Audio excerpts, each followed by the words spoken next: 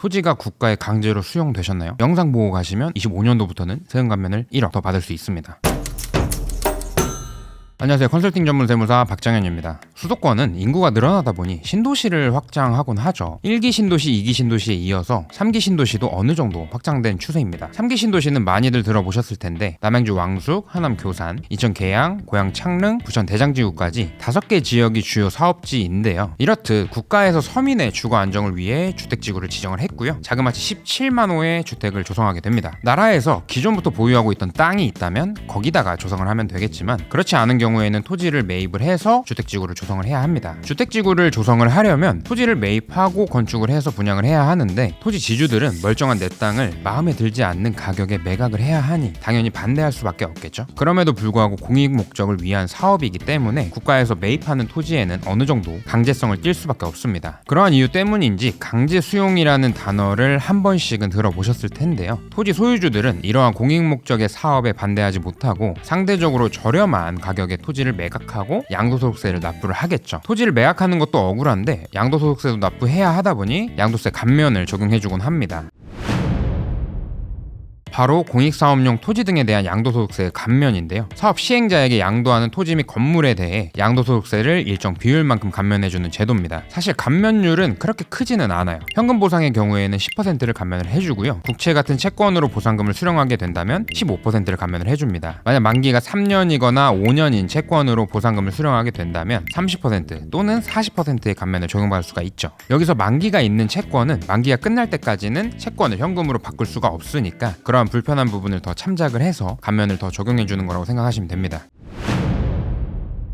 그런데 25년 3월 14일 이 감면에 대한 내용이 개정이 되었습니다. 각 요율별로 5%씩 상향된 감면율을 띠고 있는데요. 2025년 이후 수용된 토지 및 건물의 경우 현금 보상은 15%로, 채권 보상은 20%로, 만기 3년 또는 5년인 채권 보상은 35%와 45%로 소폭 상향이 되었죠. 기존에 10억 원의 양도소득세를 산출을 하고 10%의 감면을 받아서 9억 원의 양도소득세를 납부를 했다면 5% 상향돼서 8억 5천만 원의 세금만 낼 수 있는 거죠. 게다가 감면 한도가 또 늘어나기 했습니다. 기존 규정에서는 양도소득세를 15억 원을 내야 한다면 10%인 1억 5천만 원의 세금을 감면해주는 건 아니고요. 1년간 1억 원의 한도를 두고 한도만큼만 감면하게 되다 보니까 5천만 원에 대한 감면은 더 받지 못하는 상황이었죠. 그래서 더욱이 실제 체감상 다가오는 감면은 크지는 않았는데 이렇게 감면 한도도 1억 원 더 상향을 했고요. 그에 따라서 1년간 최대 2억 원의 감면을 적용받을 수가 있습니다. 따라서 양도세 15억 원이 나오더라도 개정된 감면율 15%의 감면 한도까지 확대되다 보니까 감면받을 수 있는 금액은 최대 2억 원까지 늘어날 수 있겠습니다. 양도소득세는 과세 연도별로 세금을 계산하게 되는데 해를 나누어서 보상을 받게 되는 경우에는 감면을 더 받을 수가 있겠죠. 그런데 무분별하게 토지를 분산해서 양도하는 행위를 방지하기 위해서 5년간 통합 한도도 2억 원에서 3억 원으로 상향 조정되었습니다.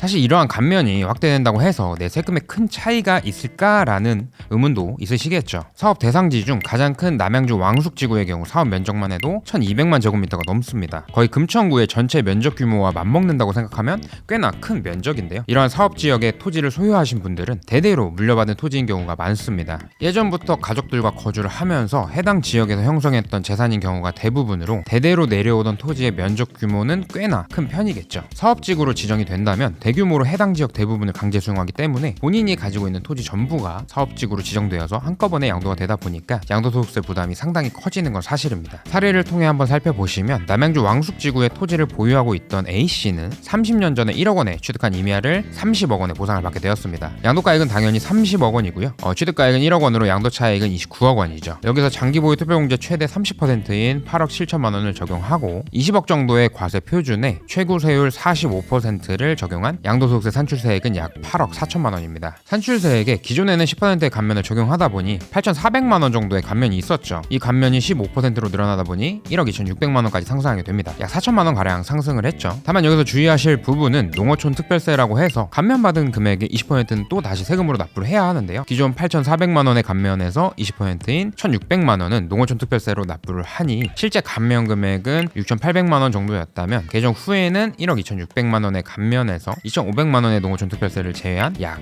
1억 원의 감면을 적용받을 수 있게 됩니다. 뿐만 아니라 마지막으로 주의하실 부분이 하나 있는데요. 사업직으로 지정되기 직전에 소문을 듣고 급하게 구매한 사람들에게는 감면을 적용하지 않고 있는데요. 사업인정 고시일로부터 소급해서 2년 전에 취득한 토지 및 건물에 대해서만 감면을 적용받을 수 있으니 투기 목적으로 구매를 했다면 감면을 적용받기는 어렵겠죠. 이 점 참고하시길 바라면서 영상 마치도록 하겠습니다. 댓글에 적어드린 블로그를 참고하시면 양도소득세에 대해서 자세히 알 수 있고 좋은 내용이 많이 있으니 절세 많은 도움이 되시리라 생각을 합니다. 오늘 영상이 도움이 되셨다면 좋아요와 구독, 알림 설정까지 부탁드리겠습니다. 감사합니다.